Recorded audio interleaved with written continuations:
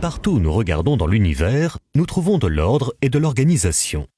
Des galaxies éloignées au plus profond de l'atome, nous apercevons des systèmes très ordonnés.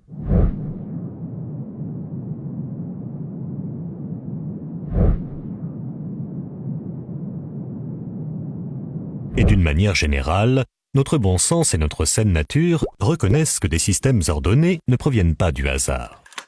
Par exemple, dans notre vie de tous les jours, nous rencontrons ce genre de systèmes tout autour de nous. Les systèmes ferroviaires, les systèmes électriques, les systèmes électroniques, les systèmes d'éclairage, ainsi que les systèmes de tuyauterie constituent quelques exemples parmi tant d'autres. L'idée que tous ces systèmes se seraient créés par hasard ne viendrait même pas nous traverser l'esprit. Car, confronté à l'organisation complexe qui domine dans tous ces systèmes, notre raison reconnaît naturellement que le hasard ne peut pas être impliqué. Alors, n'est-il pas raisonnable de penser la même chose d'un système aussi ordonné que l'univers? Prenez un tas de planchettes Kapla par exemple, et lancez-les vers le sol.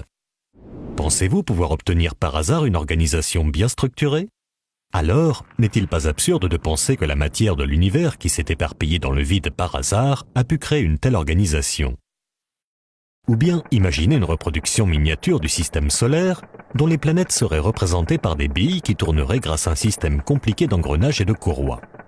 Serait-il possible de vous convaincre que cette reproduction s'est créée par hasard? Alors, si on ne peut pas arriver à croire qu'une telle reproduction puisse apparaître par hasard, comment pourrait-on penser que l'original, bien plus complexe, est apparu, lui, par hasard? L'idée que l'univers serait apparu accidentellement n'est-elle donc pas complètement illogique? Car, confronté à l'organisation si majestueuse et à la complexité qui se dégage de l'univers, n'est-il pas irrationnel de penser que tout cela soit apparu par hasard?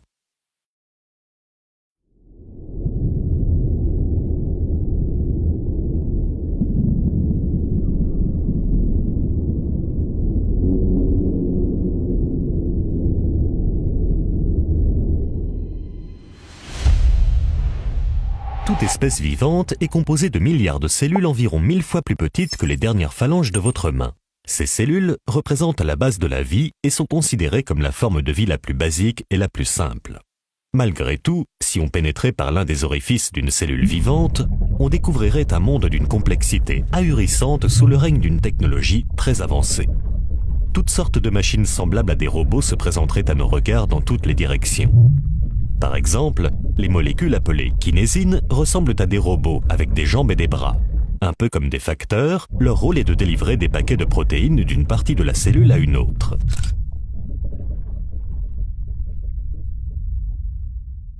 Selon une récente étude, ces molécules seraient plus complexes que n'importe quelle nanotechnologie créée jusqu'à aujourd'hui par l'être humain et se déplaceraient à une vitesse de 8 nanomètres par seconde. Cette vitesse correspond à notre échelle à la vitesse du jet supersonique Thrust qui vient récemment de dépasser le mur du son. Autre exemple, avec l'ATP synthase, un générateur high-tech d'énergie dont le rôle est de fournir l'énergie dont a besoin une cellule vivante pour vivre. Perçu comme l'une des merveilles du monde moléculaire, il s'agit du plus petit moteur rotatif au monde. Il possède de nombreuses parties que nous reconnaissons dans les moteurs modernes. Un rotor, un stator, un arbre de transmission ainsi que d'autres éléments de base d'un moteur. Dernier exemple avec les molécules qu'on appelle les dinéines et dont l'architecture est composée de différentes parties arrangées d'une manière bien déterminée. Leur design est si exceptionnel qu'une représentation imagée de leur structure a été publiée dans un magazine scientifique dédié aux nanotechnologies. Il s'agit là de quelques exemples parmi des milliers de machines moléculaires ultra sophistiquées présentes dans les cellules de notre corps. Est-ce raisonnable alors de penser que toutes ces différentes machines cellulaires d'une très grande complexité qui accomplissent des fonctions intelligentes se soient créées par un simple hasard?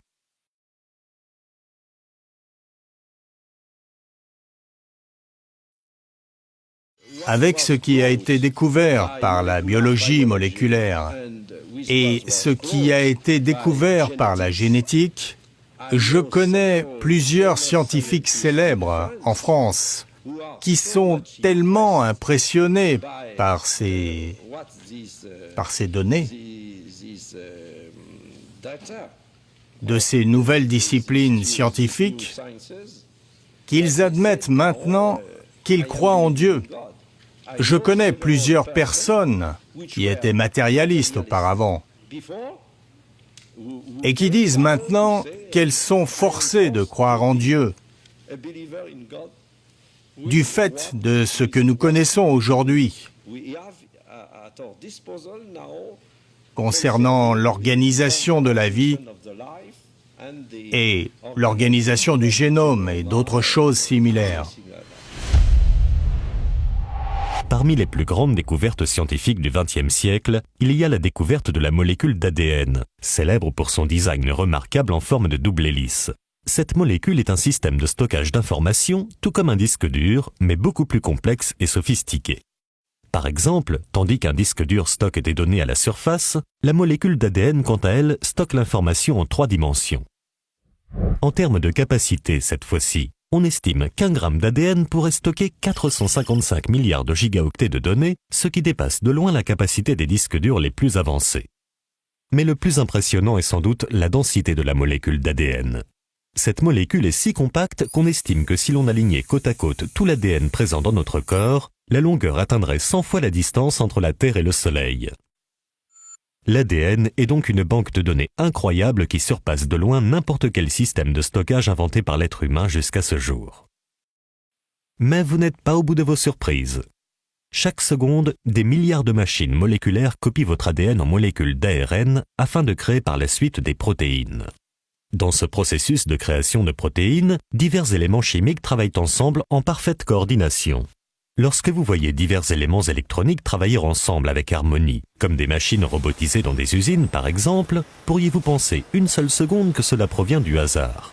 Alors, comment penser cela lorsque l'on voit quelque chose de similaire dans une cellule vivante? L'idée que cela pourrait être le fruit du hasard est tellement illogique que même l'athée le plus influent du XXe siècle l'a reconnu. Après avoir milité pendant 54 ans en faveur de l'athéisme, le célèbre philosophe anglais Anthony Flew fut si stupéfait par ce processus de création des protéines qu'il accepta l'existence de Dieu en 2004. Je pense que les récentes découvertes autour de la molécule d'ADN ont montré une complexité tellement incroyable dans les arrangements qui sont nécessaires pour produire la vie, qu'une intelligence doit forcément avoir été impliquée afin de permettre à ces éléments chimiques, si différents les uns des autres, de travailler ensemble.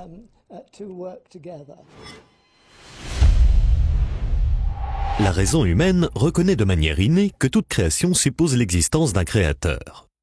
Notre bon sens et notre saine nature reconnaissent que derrière l'existence d'un design se trouve forcément un designer.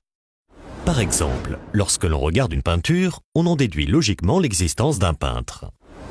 Lorsque l'on regarde un bâtiment, on en déduit logiquement l'existence d'un architecte. Lorsque l'on regarde une montre, on en déduit logiquement l'existence d'un horloger. Alors, lorsque l'on regarde la création autour de nous, n'est-il pas raisonnable d'en déduire l'existence d'un créateur?